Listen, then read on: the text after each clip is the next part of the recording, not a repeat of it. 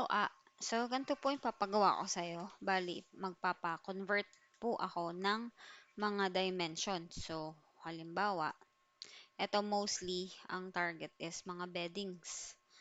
So, ito, halimbawa, buksan natin yan. So, ito, um, mga sizes lang yun nandyan. So, ang gusto kasi ni Mick, nakalagay daw to, itong 60 by, yung mga dimensions niya mismo, yung sukat. So, ito meron naman ng um, conversion. Um, yun na lang yung ilalagay mo. So, halimbawa, ito. Pero hindi talaga yan yung pinaka main task mo. Pero, another task yun. Hanap tayo ng kailangan i-convert. Ito, na-convert na siya. Let's see.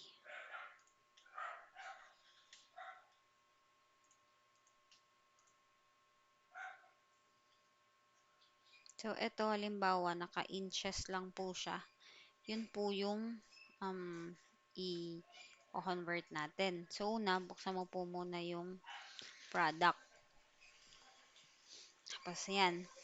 Meron na akong nakasetup dito na ito, conversion check-in. Check inches to centimeter. So, lagay mo lang po yung wait, patingin nga ako nito.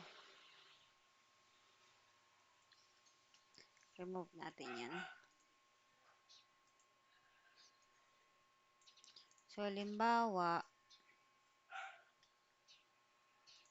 ito. Lagay natin yung inches. Pero ang format niya po is dapat. So, copy-paste mo lang siya. Garahin mo to.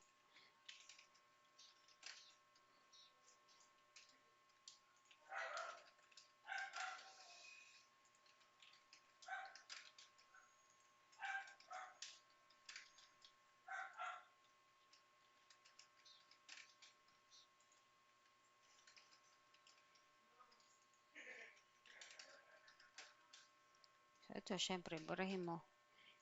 Ang kailangan lang is dapat i-convert mo yung kung ang nakalagay dyan centimeter, papa-convert mo ng inches. Pero yung format, dapat ganito po, inches to centimeter. So, ayan. Send mo lang kay ChatGPT yung ganyan. Tapos, ayan, naka-automatic na siya. So, bali, copy-paste mo na lang po. Ayan. Gets.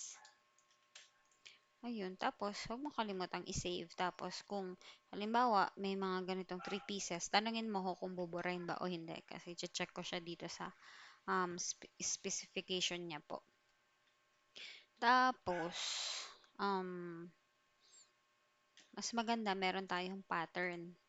So, ang gawin natin, send ko to sa'yo. Tapos, new to old. Ay, mali.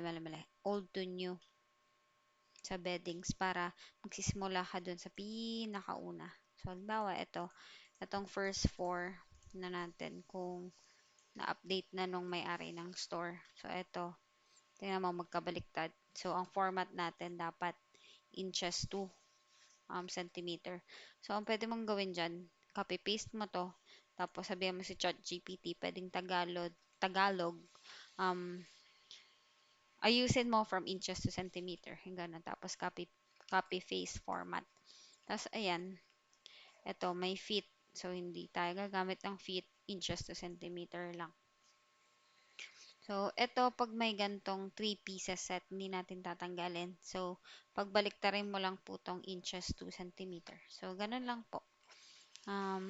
Itong ganyan ng dalawang kuwet, ibig sabihin inches yan. So, pagbabaliktarin mo lang po. Ayun, so at least siguro 8 products per day. Old to new. Kung medyo mabilis ka na, the better. Pero, syempre mag-a-adjust ka pa paano yung pagko-convert. Um, pag medyo nakakalito, sabihan mo lang po ako. Bye-bye!